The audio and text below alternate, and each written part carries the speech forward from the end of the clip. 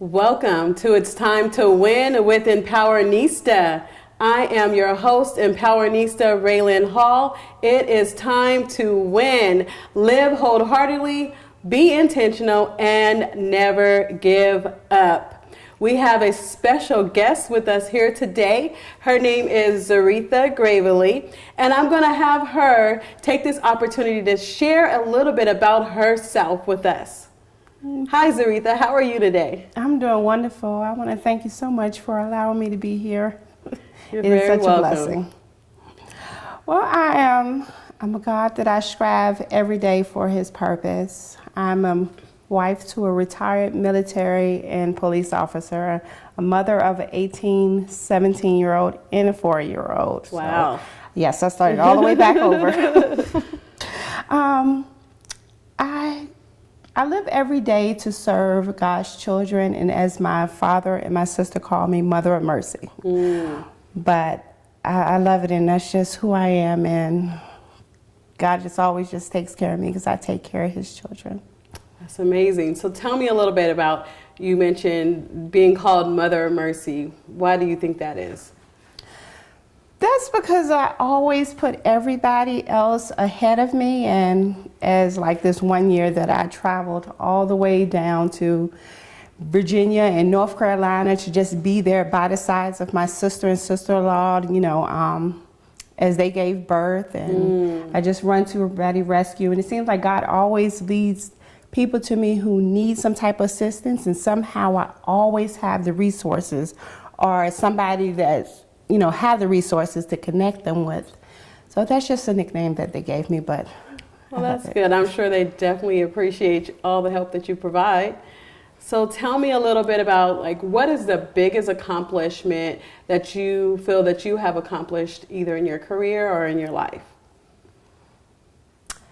I would say, most of all, being a wife and a mother has been the biggest. And following to the path that God has for me. And I would say most of all now, because it's like all the pieces have come together and it all makes sense. So it means that I've been doing right and I've been learning through my lessons. And now He has just been giving me all these gifts and visions, and we've just been doing so many things and making movements, and it's just been exciting. Sounds good. So with all that being said, with your accomplishments, do you feel like it's always been easy? So share with us some of the challenges you may have faced over the times. I know you've mentioned that you have been the one that most people look towards to help, to assist, to encourage, to help them along their way. Tell me about, has it always been easy for you? That's a yes and a no type of question. Okay. No, none at all, because I used to be a very emotional person. I say that I've gotten better because my husband helped me become more logical and not scrap so much on my emotions. But at the same time, I'm thankful for the grace of God that I know He always takes care of me, and He's always done so.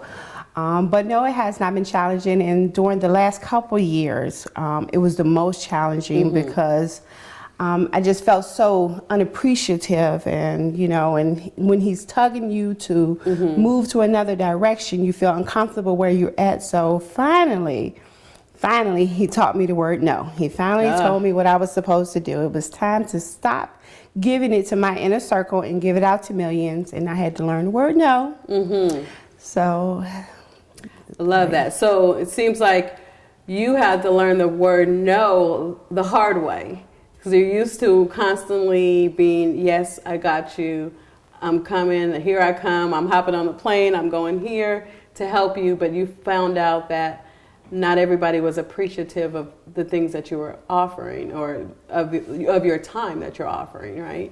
It felt the way, but it may not have been. I've just trained them that way. And I used to be just so happy with it. They'll call me and I already can tell my spirit they need something, and I'm like, okay, how can I help you? What you need? Or I'm coming and I'm doing that.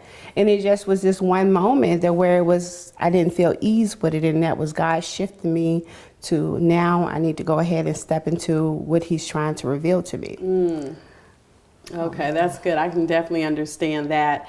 So on your journey and finding who you are as a woman, how do we share with us a little bit? Actually, we're going to share with us a little bit on the topic of the show, which is winning wholeheartedly.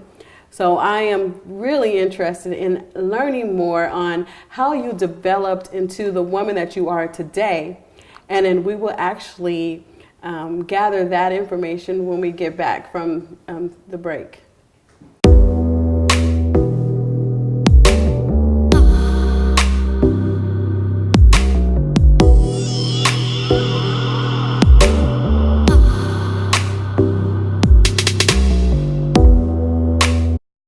Welcome back to It's Time to Win with Empowernista. I have my guest here, Zaretha Gravely, who's coming on and she's sharing about winning wholeheartedly. Before the break, we discussed how she has been a great help to her family, and she learned the word no, how to set boundaries, how to say when and when she's going to be available for them, and not just be so quick to get up and go, right? Yes. Welcome back to the show.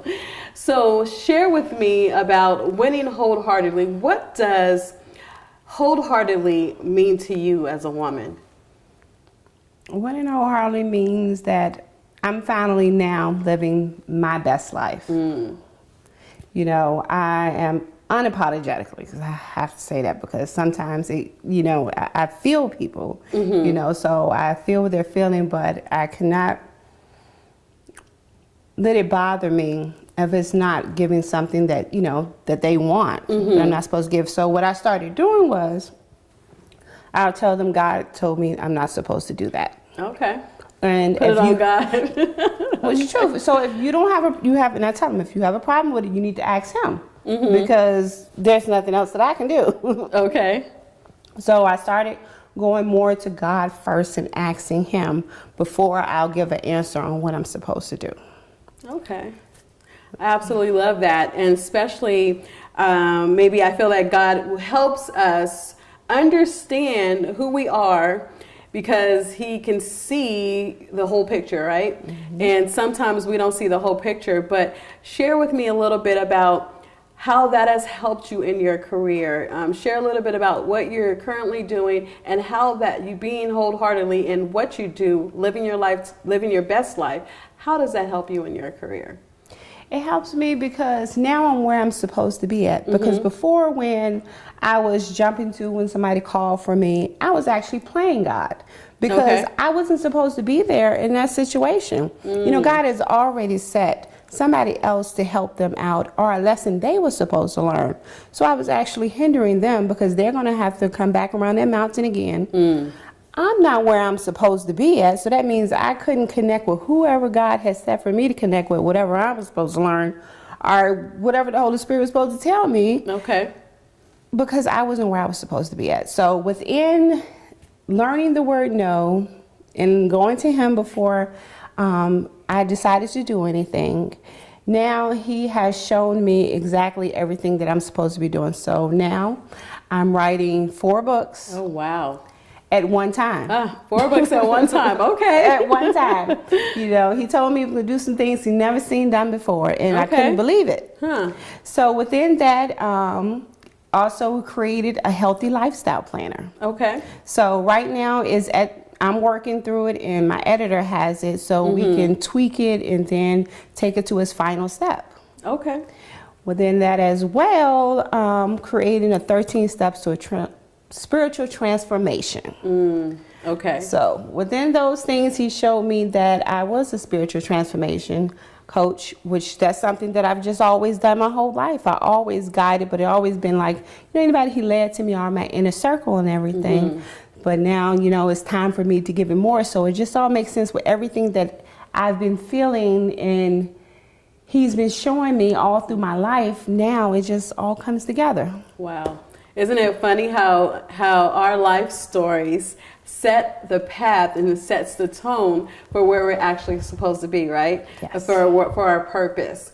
So tell me about 4 books you're writing at once. Are they all on the same topic, or what are we? Tell me a little, if you can share a little bit about these 4 books you're currently writing. Well, the first one that is looking to start going into, this final stages towards the end of this month is about the church. Okay. And it's about rebuilding the church.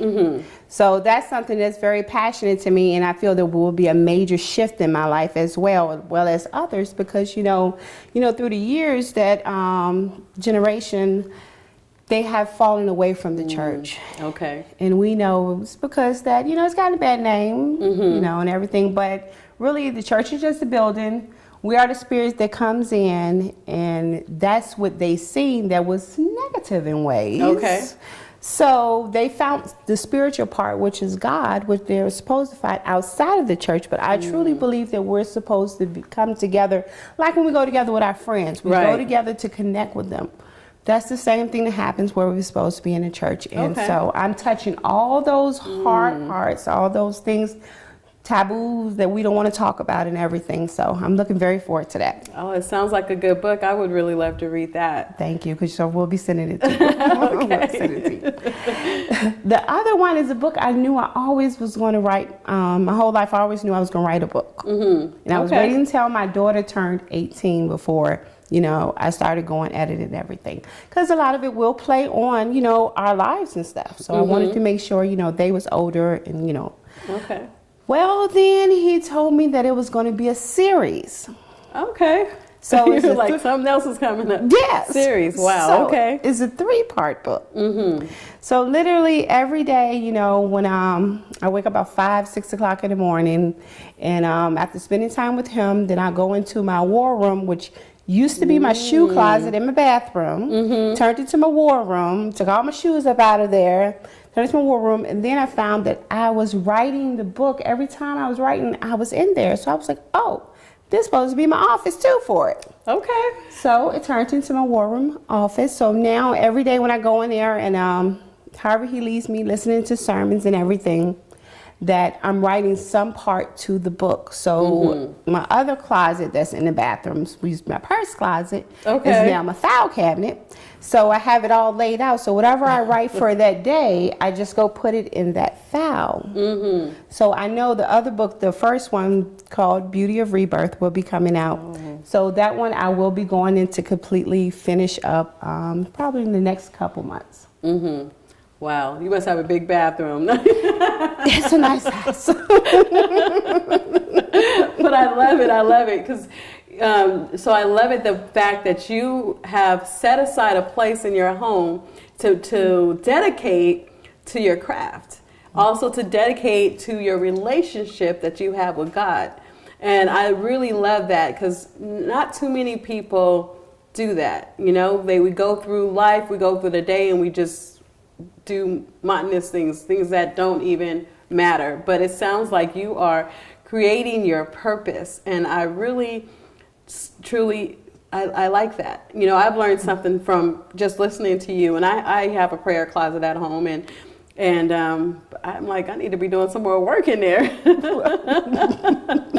So we'll get a little bit more into on your journey and how and where you're headed, and how winning wholeheartedly has impacted your life and those around you, again after this break.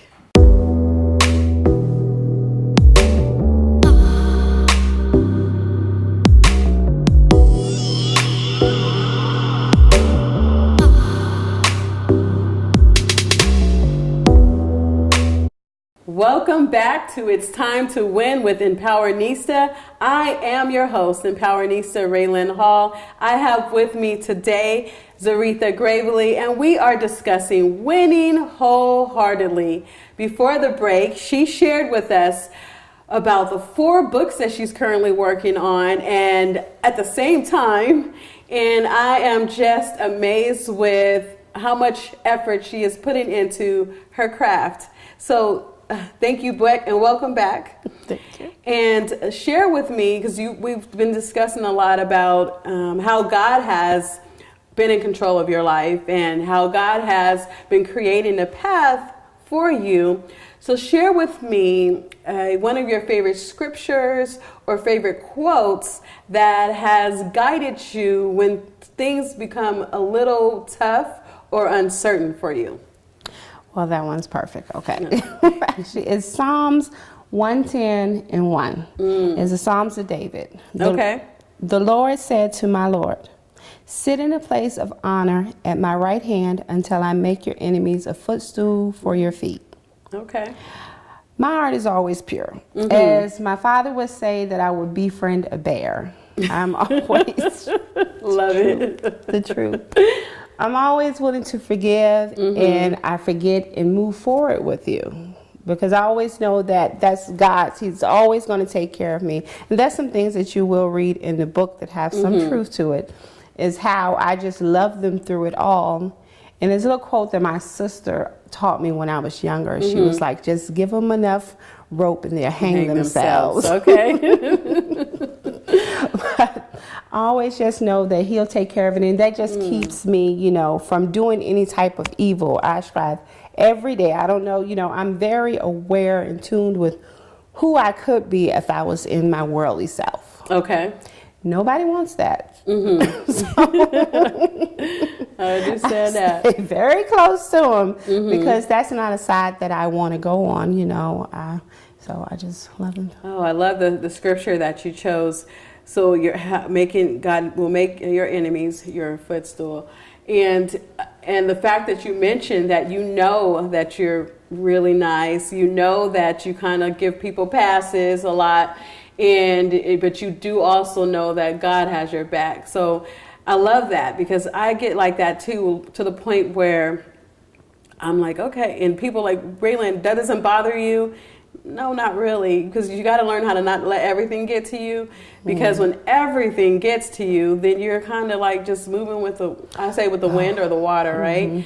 And we want to be careful not to be that, especially when we know that we're whole. Yes. We know that who we are as a woman, no one can push around, no one can shift, no one can, so their attitudes or whatever they're dealing with or going on in that day should not affect who we are inside, right? So share with me a little bit about, so besides your books, is there anything else you're working on? Or I know you mentioned you have your children, and are you a stay-at-home mom? Or share a little bit about. Well, I have been a stay-at-home mom since 2009 when I moved here from Virginia. Okay.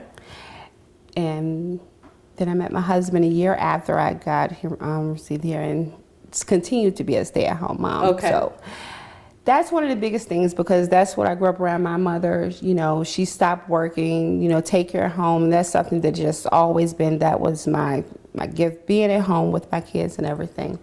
So when God started shifting all of this around, that's taking me outside of the home, and I'm missing these moments and everything. And you know, mind you, when I say that everybody was so used to me, you know, catering to them, my household was too. Okay. They was very spoiled with it. So when I started, it first started when I met Mary Kay, and I started, you know, working for Mary Kay. That started everything. That's when I started choosing me. Okay. And so they felt really neglected by it. But, you know, slowly, it all just slowly started working out and everything. But one of the biggest things that I am working on now is creating a nonprofit organization for young adults. And so that plays a part also with my kids and stuff too, because I believe that generation, okay, it's like we want them to step into their position, but we don't want to help and guide them into the system, that's true. into it. Yeah. So what I'm bringing is an organization that brings resources and connections and everything to them. So May the 11th, we will be hosting a first town hall meeting at West Hunter Street Baptist Church. Okay. So this nonprofit, what will be its main focus? The main focus, I will be able to bring personal resources to them. We'll have a life coach. I'll be the spiritual transformation coach there as well.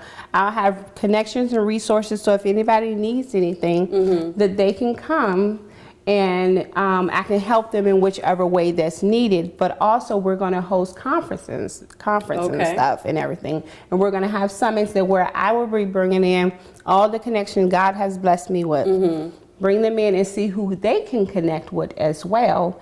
And so those are a lot of things that we'll be doing through the year, and host a summit where we'll all get away and everything. And at the same time, we will be able to speak business and stuff like that as well. So it'll be helping the youth so they can find their path and their purpose in life. Yes. I love that, because sometimes we don't realize that our youth need us.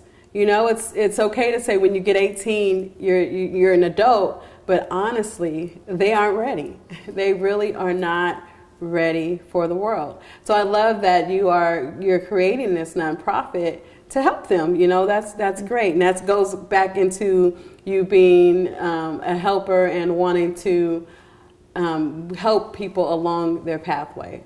I absolutely love it. So share with us, how can we get in contact with you? Well, you can look me up on YouTube, Facebook, or Instagram at Zaretha Gravely. I'm sorry. It's okay. So Zaretha Gravely on social media. Yes. Do you happen to have a website or maybe an email or something else that they can get in contact with you if they need it? Yes, you can contact me at rebirthedition@gmail.com. Okay, I absolutely love it. So I want to thank you so much for coming out and sharing your testimony, sharing your story, and sharing with us on how you are absolutely winning wholeheartedly. Thank you so much. You're so welcome. Thank you so much. All right, so we had an awesome show, and I know that the listeners, the viewers, I know that we all have been blessed. Thank you for watching It's Time to Win with Empowernista.